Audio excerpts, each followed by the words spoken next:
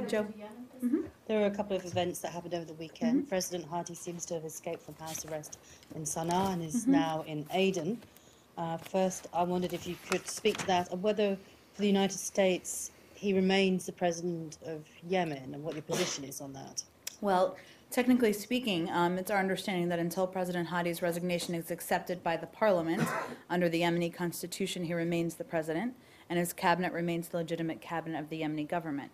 Now, we all are aware of how fluid and volatile the situation is on the ground, so that's just the technical analysis.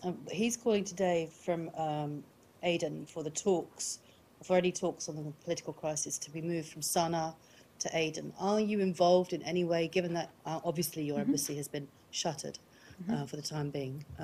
Are you involved in any way? Is this something that you would support? These are UN-led talks. He also reiterated this weekend in his public comments his commitment to the political transition process.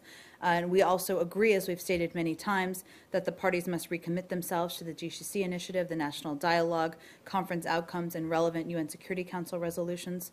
So I would refer you to the UN for any decision on that. So if they agree to move the talks, then you would be broadly supportive of that? Well, we'll see what happens.